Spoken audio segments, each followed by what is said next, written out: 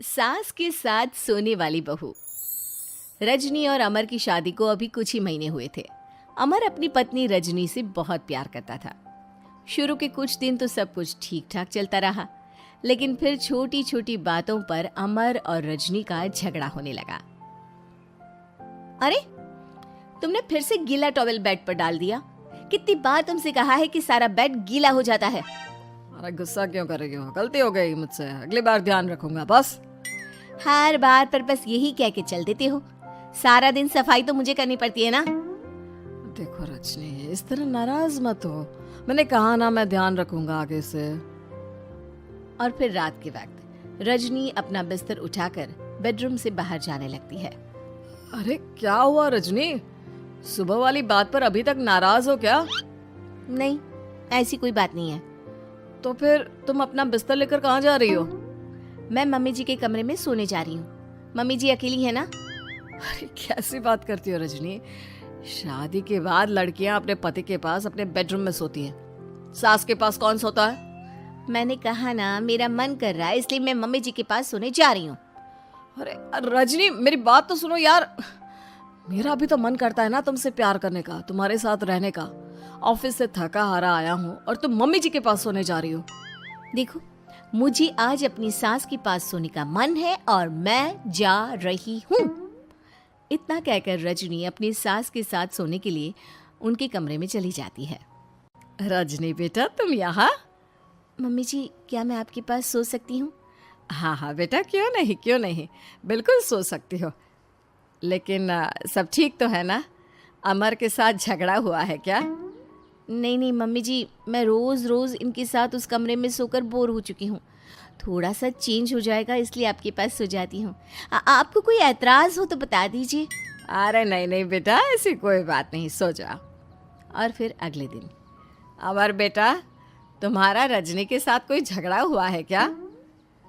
नहीं तो मम्मी, ऐसे तो कोई बात नहीं है। क्यों, क्या हुआ? अरे वो कल रात मेरे कमरे में सोने आ गई थी तो मुझे लगा सब ठीक तो है ना बेटा? नहीं मम्मी जी, वो ऐसी बस उसका मन किया होगा। कह रही थी कि मम्मी अकेली है इसलिए आपकी चिंता हो रही थी। पर अगली रात को फिर से रजनी अपना बिस्तर उठाकर सास के कमरे में पहुंच जाती है। रजनी बेटा, आज फिर से मेरे पास सोने आ गई। मम्मी जी, आपको मेरा अपने पास आना अच्छा नहीं लगता? अगर ऐसी बात है तो मैं बाहर ड्राइंग रूम में चली जाती हूँ। अरे नहीं नहीं बेटा, ऐसा कुछ नहीं है। पर अमर अपने कमरे में अकेला होगा ना? अरे तो वो कौन से 6 महीने के छोटे दूध पीते बच्चे हैं, उनको डर थोड़ी ना लगता है। इतने बड़े हो गए हैं, 1-2 दिन अकेले सो लेंगे तो कुछ बिगड़ नहीं जाएगा। और इस तरह फिर तो ये रोज की बात हो गई। रजनी रोज अपना बिस्तर उठाती, अपनी सास के पास आकर सो जाती। सास उससे कुछ इसलिए नहीं कहती है क्योंकि उसे लगता है कि बहू बुरा मान जाएगी। एक दिन सुबह सुबह, माँ मेरे लिए चाय बना दो, ऑफिस जाने का टाइम हो रहा है। अरे बेटा, तो रजनी से क्यों नहीं कह देते? मुझे उससे बात करने का बिल्कुल भी मन नहीं है। अरे आखिर क्या बात है बेटा, तुम इतने उदास क्यों लग रहे हो? देखो ना माँ, आजकल रजनी का बिहेवियर मुझे कुछ समझ में नहीं आ रहा। रोज रात को आपके पास आकर सो जाती है। अगर उसे मेरी परवाह नहीं तो मुझे भी कोई फर्क नहीं पड़ता।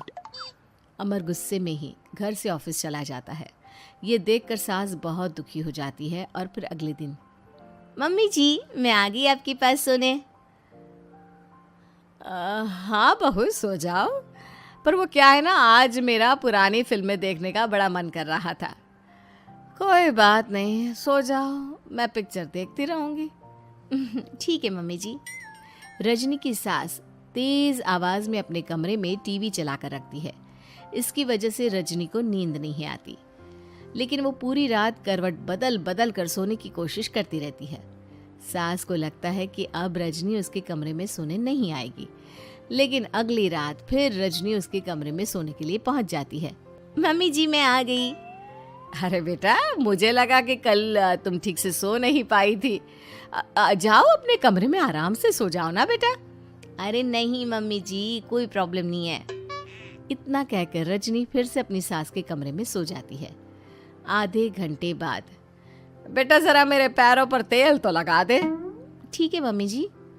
रजनी अपनी सास के पैरों पर तेल लगाकर जैसे ही सोने लगती है, आधे घंटे बाद फिर से। बहू, मेरे सर में बहुत दर्द हो रहा है, जरा मेरा सर तो दबा दे। ठीक है मम्मी जी, दबा देती हूँ। बहुत जोर से नींद आ रही है। अपनी सास का सर दबाकर रजनी फिर से सोने की कोशिश करती है, पर आधे घंटे बाद फिर से। अरे बहू, बड़ी जोर से प्यास लगी है बेटा, जरा किचन से पानी तो लेकर आ। अरे मम्मी जी, जैसे ही नींद आने लगती है कुछ मांग लेती है। रजनी चुपचाप जाकर किचन से पानी लेकर आती है। इस तरह रजनी की सास पूरी रात हर आधे आधे घंटे पर उसे किसी न किसी बहाने से जगाती रहती है। रजनी परेशान हो जाती है। सास को लगता है कि इस बार वो उसके कमरे में सोने के लिए बिल्कुल नहीं आएगी, लेकिन अगली रात फिर से रजनी वहाँ पहुँच जाती है। मम्मी जी, आज मैंने आपकी दवाई, पानी सब कुछ लाकर रख दिया है। अब आप प्लीज़ चुपचाप सो जाइएगा और मुझे भी सोने दीजिएगा। देखिए, 2 रातों से ना मैं सो ही नहीं पाई हूँ। अच्छा ठीक है बेटा, सो जा।